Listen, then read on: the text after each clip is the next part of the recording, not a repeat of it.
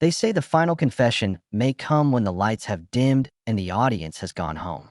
In a career punctuated by laughter, applause, and the who's who glitter of the Rat Pack, Joey Bishop kept one truth locked behind his wry smile. But in his final televised interview, recorded just weeks before his passing, he finally confirmed what insiders and fans had long suspected. He never really belonged at the center of the circle. For decades, rumors swirled: Sinatra's subtle sidelining, Dean Martin's whispered jabs, producers who preferred a quieter co-star. Yet Bishop's reputation remained that of the quick-witted friend, the affable sidekick ready with a quip. During that late-night tell-all, though, he shed the facade. With a steady gaze and that trademark half-smirk, he spoke of loneliness, professional regrets, and a secret pact that bound the pack more by convenience than camaraderie. The news broke like a punchline flipped on its head. Joey Bishop, the Rat Pack's smiling second banana, revealing he'd always felt like an outsider. Born Joseph Abraham Gottlieb in 1918, Bishop grew up in the working-class neighborhoods of Hoboken, New Jersey, the youngest of three brothers in a family that prized humor as a survival tool. The son of immigrant parents, he learned early that a well-timed joke could turn a sour mood into something bearable. After a stint in the Navy during World War II, he returned to New York's nightclubs with a fresh perspective and a new stage name. By the late 1940s, he was headlining the Copa in Miami Beach, his voice smooth, his timing meticulous. Friends from that era recall a man driven not by ego but by an almost painful drive to earn his place. An eagerness that endeared him to audiences yet perhaps signaled an underlying need for validation. It was Frank Sinatra who extended the olive branch in 1960, inviting Bishop to join an informal roster of entertainers at the Sands Hotel's legendary Copa Room performances. Alongside Dean Martin, Sammy Davis Jr., Peter Lawford, and the chairman himself, Bishop's sharp wit rounded out the pack's onstage dynamic. Yet several crew members later warned of a strict hierarchy behind the curtains. Sinatra held court in his dressing room, deciding who got what lighting and which camera angles received extended cuts. Dean Martin's casual jibes about Bishop's droll stage persona were often taken as playful ribbing, but in private, they stung. Industry whispers hinted that Bishop endured slights to preserve a brand association that might boost his own career, padding his resume with the group's magnetic draw. On television, Bishop's breakthrough arrived when he co-hosted Roone Arledge's new talk show in the early 1960s. While Carson reigned supreme in late night, Joey's approachable charm and quick wit built a loyal following in primetime slots. Yet the ratings never climbed high enough to secure him a solo late-night franchise of equal stature. Producers called him too respectable to spike the punch with outrageous stunts or outrageous reveals. His segments offered top-shelf guests, fellow Rat Packers, Hollywood royalty, even presidents, but the show lacked the edge that drew younger viewers. Behind the scenes, Bishop fought for creative control, pushing for on-location bits and edgier monologues. Network executives politely declined, preferring the tried-and-true Carson model. Fast forward to the early 2000s, and Joey Bishop had largely stepped out of the spotlight. Occasional felicides on reunion specials and cameo TV roles kept his name alive, but rarely did he speak at length about those golden years. Then, in a remarkable turn of events, a documentary filmmaker secured one last interview with the man who had once shared a stage with Hollywood's brightest. Filmed in Bishop's modest Los Angeles living room, the conversation began with warm recollections of cigar smoke and champagne sprawls at the Sands. He smiled as he recalled Sinatra's sly improvisations and Sammy's electric dance routines. Then came a pause long enough for the camera to drift, capturing his clouded reflection in a picture window overlooking the city. When he spoke again, his tone shifted. No longer the genial host cracking jokes, he met the lens head-on. "I loved the packed spotlight," he said, "but I never sat at the heart of that table." He paused, eyes fracturing with memory. "Sometimes I think they kept me around for the inertia. Someone safe to bounce off, someone who'd fill space and never steal thunder." The room seemed to tilt on an axis of revelation. He admitted resentment over forgotten credits, moments when his punchlines were edited out, and nights he went home alone while others decamped to Sinatra's Oakmont estate. The interview cut through layers of myth, confirming that the Rat Pack's radiance sometimes concealed fractures invisible to fans. These confessions mark the beginning of a deeper exploration.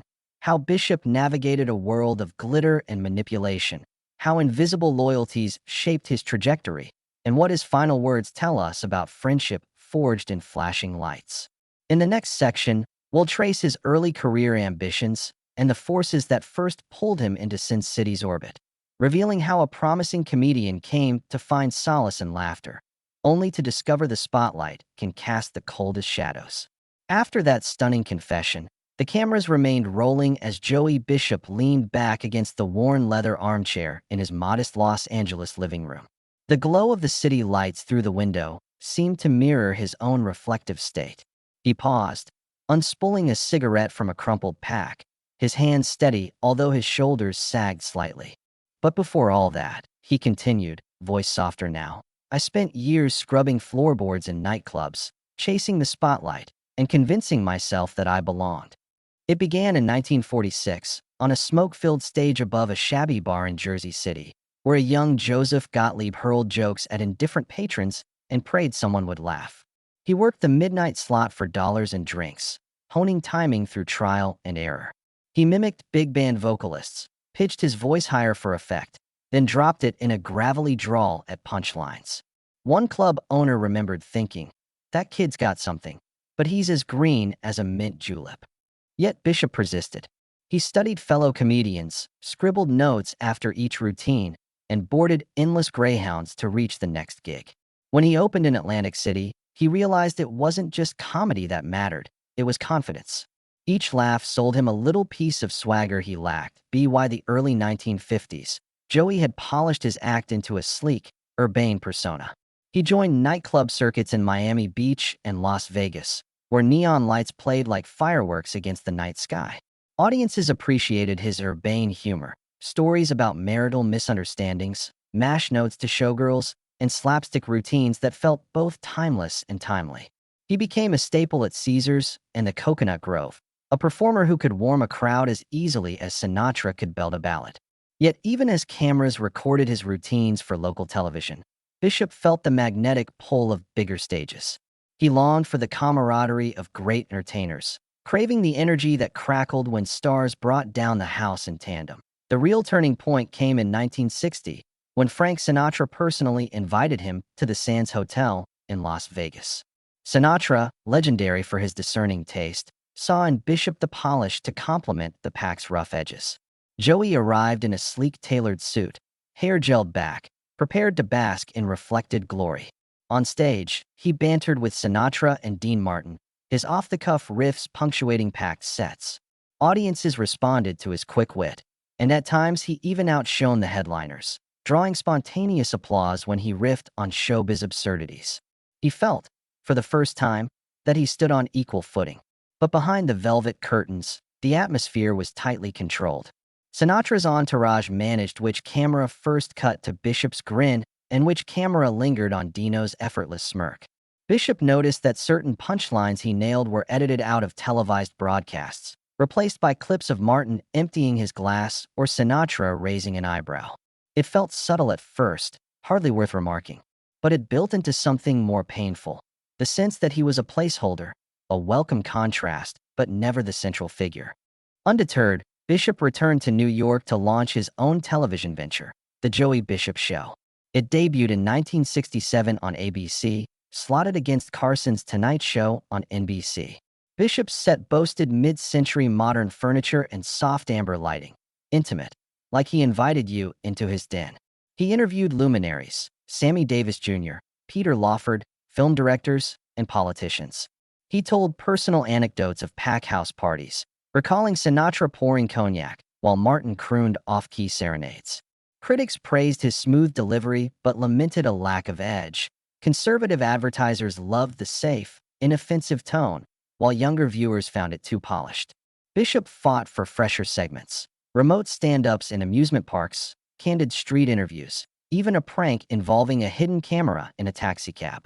But network executives vetoed his pitches, warning that deviation from the standard monologuing guest format risked ratings.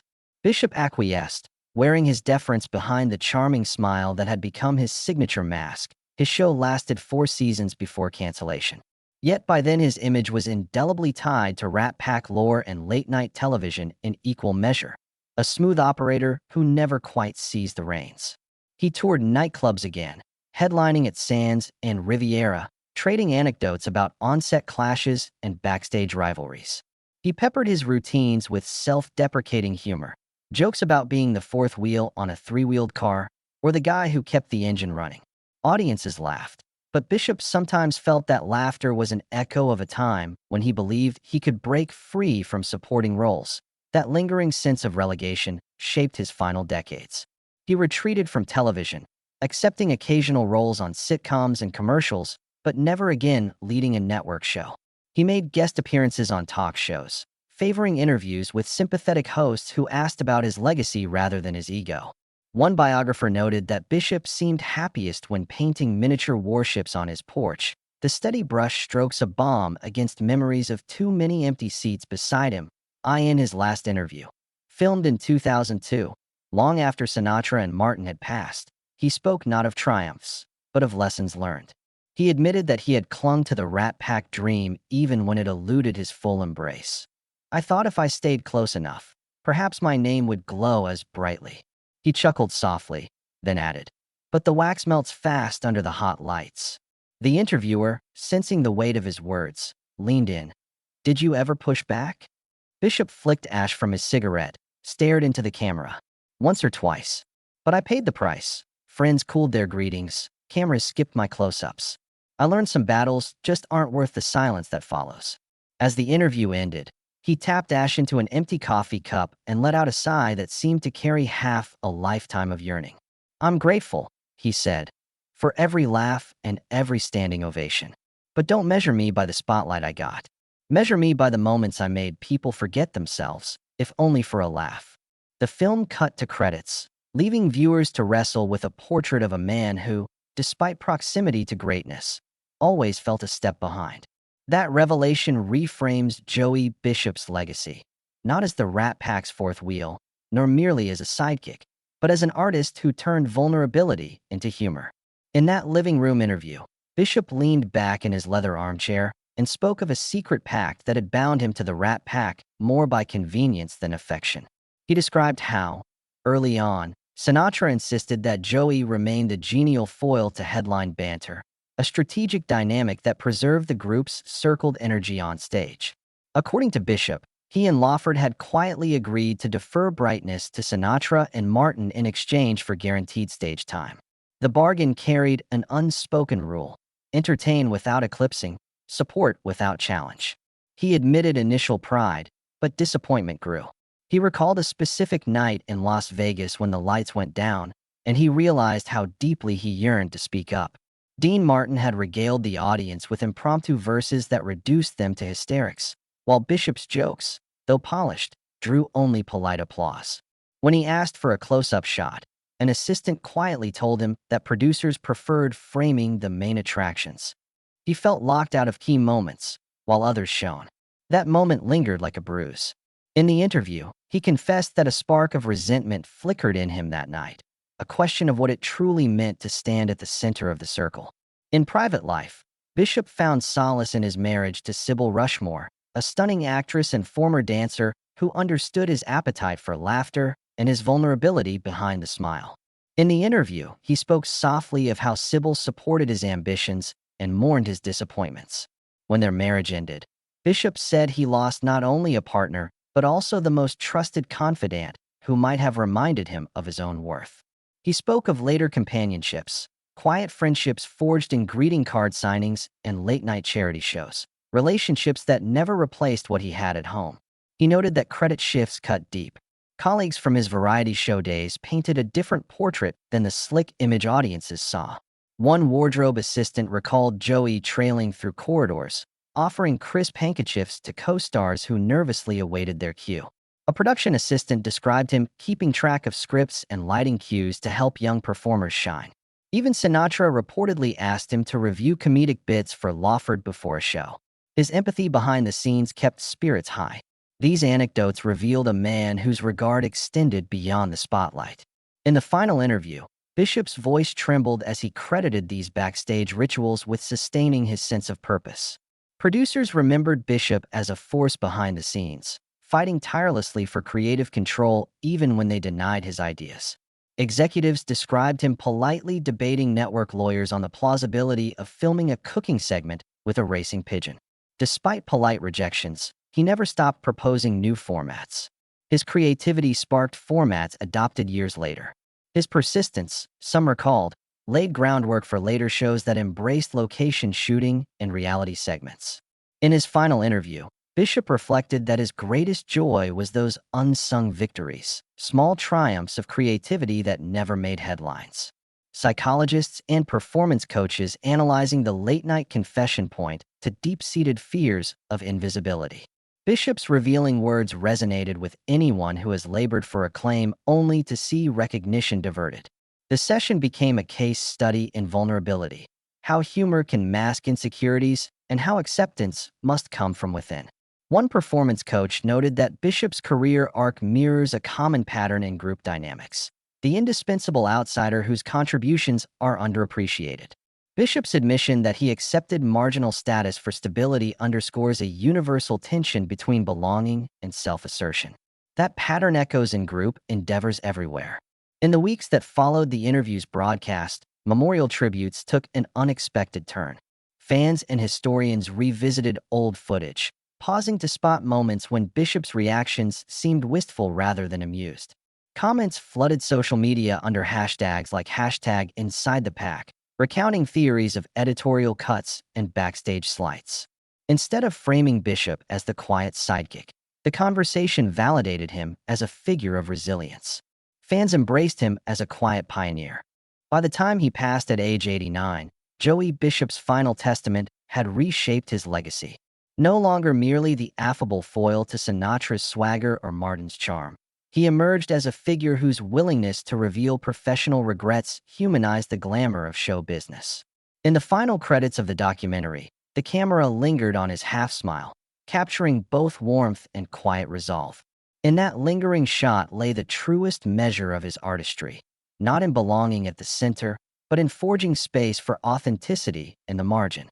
In the months after that final interview aired, television executives found themselves rewriting the rulebook for late-night talk. No longer could hosts hide behind monologues divorced from personal truth. Network brass studied Bishop's confession as a blueprint. Vulnerability sparked empathy, and viewers rewarded candor with loyalty. New programs quietly adopted segments where hosts shared struggles, health scares, failed marriages, quiet disappointments, mirroring Bishop's willingness to expose his own professional regrets. Producers glimpsed an opportunity. In a crowded field of stylized banter and celebrity cameos, authenticity became the new competitive edge that on NBC, the fledgling late night with Conan O'Brien quietly piloted candid confessions, inviting guests, and occasionally Conan himself, to recount unflattering career missteps. ABC's Jimmy Kimmel Live introduced What I Almost Said, a taped roundtable where comedians shared jokes that bombed. Even CBS's Letterman reboot experimented with Vulnerable Moment, a 10-minute slot where Dave admitted personal anxieties. Each of these innovations bore traces of Bishop's final testament. Humor rooted in human fallibility connects more deeply than scripted sharpness. Industry analysts pointed out that within a year of the interview's release, late-night ratings rose by an average of 8% across broadcasts that incorporated genuine reflection. Comedians and hosts who had once avoided introspection now openly credited Bishop's late career revelations as transformational. Billy Crystal, in a keynote at the Television Critics Association, lauded Bishop's willingness to stand alone and speak a quiet truth, a reference to the armchair scene that froze the nation. David Letterman, in a candid memoir, described watching the interview and realizing I'd spent half my career hiding behind absurdity, afraid to show a flicker of doubt. Ellen DeGeneres, in an on-camera tribute, noted that Bishop's half-smile crackled with unspoken longing for belonging, inspiring her to crop lighter segments in favor of deeper conversations with guests like Michelle Obama and Lin-Manuel Miranda. Meanwhile, networks raced to honor Bishop's legacy with retrospectives and awards. In 2003, the Television Hall of Fame inducted him posthumously, citing an unparalleled career bridging comedy and authenticity. The ceremony spotlighted clips from his 2002 interview, framing his confession as a milestone in broadcast history.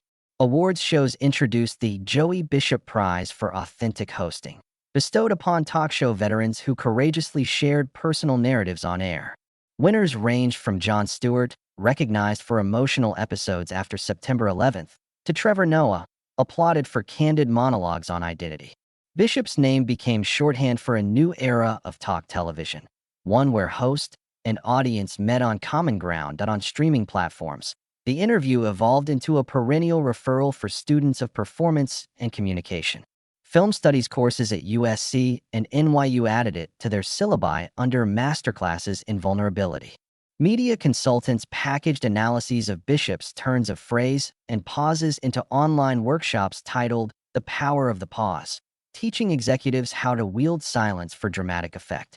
In boardrooms of talent agencies, agents used clips from his reveal to pitch new hosts, arguing that emotional honesty was as essential as comedic timing. Within Joey Bishop's family, the interview sparked an unexpected renaissance of remembrance. His children, once protective of their father's privacy, found themselves fielding inquiries from biographers, filmmakers, and even podcast hosts.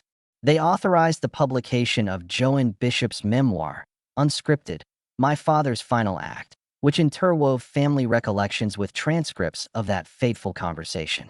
Readers discovered unseen layers. A son recalling how his father retreated to the garage to record Mockstalgia podcasts, a daughter describing the nightly ritual of whiskey sours and whispered songwriting. These personal anecdotes deepened public understanding, transforming Bishop from sidekick to pioneer of introspective performance. The entertainment world responded with plans for a biopic titled Center Stage No More, produced by A-list talent drawn to the paradox of a man defined by both laughter and lament. Screenwriters labored over scenes that would recreate the smoky club circuit, the glitter of the sands, and the quiet twilight of his Los Angeles living room. Actors auditioned, each hoping to capture Bishop's half-smile and gravelly confession. Documentarians hashed out archival deep dives, negotiating rights to rare recordings of his variety series and unopened interview reels. Years later, scholars still trace a direct line from Bishop's confession to seismic shifts in talk show norms. What began as an interview revealing professional slights evolved into a broader cultural movement that embraced imperfection. Audiences, now accustomed to hosts' tears and misfires, expect transparency as a baseline. Joey Bishop's missing center stage became a symbol. He ceded his place among headliners, but claimed a new realm of influence by bearing his vulnerabilities.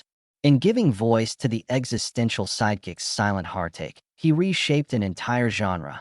And so, Joey Bishop's final words echo across studio sets and streaming feeds. Measure me not by the spotlight I captured, but by the moments I dared to reveal. Those moments, once hidden in the glare of bigger names, now stand at the forefront of late night's transformation. In revealing what we all suspected, that belonging sometimes exacts a heavy price, he granted future generations permission to speak their own truths under the brightest lights. The industry's embrace of vulnerability soon reached beyond late-night television into every corner of entertainment culture. Comedy clubs opened Joey's Chair nights, where emerging comics took the stage to share not just jokes, but personal setbacks and moments of doubt, echoing Bishop's final revelation. Audiences lined up not only for punchlines, but for the unvarnished humanity behind the humor. Podcast producers launched series titled Pack Secrets, where hosts dared to discuss their own backstage slights and career near misses, a direct tribute to Bishop's confession that sometimes the brightest spotlight reveals the coldest shadows. AT film festivals, retrospectives of 1960s Rat Pack performances now included paired screenings of Bishop's talk show segments alongside candid footage of his interview. Viewers witnessed a progression from tight-lipped charm to courageous self-disclosure, tracing an arc that felt as dramatic as any scripted drama. Critics wrote essays on the Bishop effect, arguing that his moment of honesty unwittingly sparked a cultural shift toward authenticity in on-camera personas. Media studies journals published analyses of how one aging comedian's willingness to speak about feeling sidelined outpaced even high-profile scandals as a catalyst for change. More surprisingly, Bishop's influence permeated corporate and educational settings. Business schools incorporated case studies on his career, exploring how public figures can leverage vulnerability to build trust with audiences and stakeholders. Workshops on leadership borrowed his mantra, share your story, not just your success, as a core exercise in building team cohesion. Psychologists cited his late interview in research on parasocial relationships, demonstrating how viewers form deep bonds with on-screen personalities who reveal real emotions and fallibility. Musicians, too, felt Bishop's legacy. Singer-songwriters added moments of dialogue to their concert sets, speaking directly to fans about the personal dramas that fueled their lyrics. Before launching into a ballad, a performer might pause to recount a rejection letter or a broken relationship, a lyrical confession akin to Bishop's closing line about measuring himself by moments of truth rather than applause. In that way, the Rat Pack tradition of blending showmanship with off-camera intimacy found new life in arenas worldwide. Even technology platforms acknowledged a need for spaces where creators could share struggles safely. Social media apps introduced safe story features, ephemeral video segments dedicated to sharing challenges without fear of trolling. Developers cited Bishop's interview as evidence that audiences crave candid connection, prompting a wave of new features on live streaming services and short-form video apps. Content creators reported higher engagement when they balanced entertainment with moments of vulnerability, confirming a business case for Bishop's unplanned legacy that on special occasions, networks revisited the original Sands Desert Room venue, now a museum exhibit, screening restored Rat Pack performances interlaced with Bishop's revealing interview. Visitors walked through recreated sets with interactive kiosks playing syncopated clips. One moment, a raucous limerick about Hollywood excess. The next, Bishop's soft admission that he felt like just another echo in a chorus of fame. The juxtaposition underscored the eternal tension between public spectacle and private truth. In archives and estate sales, rare reels of Bishop's early stand-up resurfaced, revealing glimpses of a comedian already wrestling with visibility even before his Rat Pack years. Collectors shared discoveries of nightclub audition tapes, where a younger Bishop hesitated after punchlines, searching for a stronger connection. These artifacts reinforced a through line. His quest for genuine audience engagement began long before his final interview. His career crescendo was not in a flashy monologue, but in the courage to name his own professional regrets on camera. Meanwhile, academic conferences on media evolution featured panels titled From Bishop to Breen, tracing an arc from Joey Bishop's Midwestern candor to modern cultural figures like Breen Brown, whose work on vulnerability has become a movement. Scholars debated whether Bishop's televised admission prefigured today's emotional intelligence boom, marking him as an inadvertent pioneer of televised self-help. His 2002 interview, once a quiet late-night feature, now stood as a landmark in the history of public confession. For Bishop's family, the cascade of tributes and remembrances brought both comfort and complexity. They established the Joey Bishop Foundation for Creative Expression, offering grants to comedians and talk show hosts who demonstrated originality and honesty in their work. Applicants submitted short videos detailing not only their humor, but their personal journeys, promising to carry on Bishop's ethos of blending laughter with authenticity. The Foundation's annual gala featured young talents sharing stories of marginalization and resilience, echoing Bishop's lifelong struggle to balance belonging with self-assertion. In pop culture, references to Bishop's confession became shorthand for self-deprecating honesty. Scriptwriters slipped nods into sitcoms and dramas. A character might quip, "I'm like Joey Bishop," always the punchline, never the headliner, underscoring a moment of self-awareness. Late-night hosts crowned their occasional flops with the Bishop rating, acknowledging that every career has its share of near successes and behind-the-scenes frustrations. Collectively, these developments illustrate how one man's final, raw admission shifted the contours of entertainment and beyond. Joey Bishop's career may have been defined by his role in a legendary circle of stars, but his greatest legacy turned out to be that moment he stepped out of the pack to tell a quieter truth. In doing so, he taught us that authenticity can outshine any marquee name, and that sometimes The power of a story lies in the courage to reveal the heart behind the joke.